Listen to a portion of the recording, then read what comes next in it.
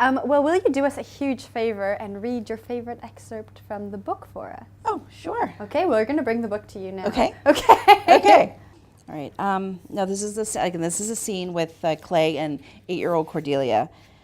It was a small sound, a shuffling sound. Clay lifted his head from his pillow, and instantly alert, and a half second later on his feet, gun in his hand. Everyone was in one of the bedrooms except his father, who was standing guard downstairs. Quietly, Clay slipped from the bedroom door and let out a silent sigh. Cordelia sat in the hall on the floor outside his room, her back against the wall. She had drawn her knees to her body and had her face buried in her nightgown. Her shoulders shook with sobs.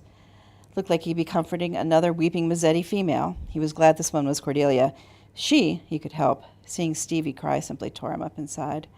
Beside her, a canine head lifted watchfully. Columbo, his father's Chesapeake Bay retriever, had slept in her room at the foot of the bed she'd shared with her mother.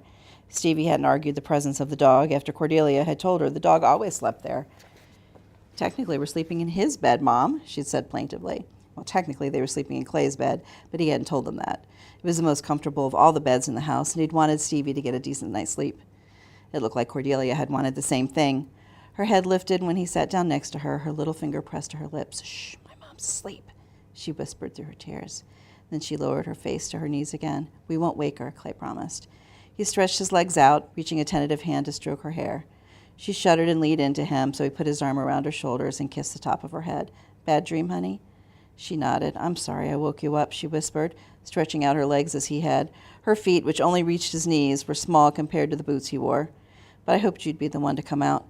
Aunt Emma's nice, but you understand. Warmth unfurled in his chest. You want to tell me what the dream was about? She rested her head against him, closing her eyes with a tiny sigh. Mr. Silas, in the kitchen at your house? Again a nod. I hate that kitchen, she confessed. Clay saw his father peeking around the stairs, brows raising question. With a tilt of his head, Clay gestured for his dad to go back down.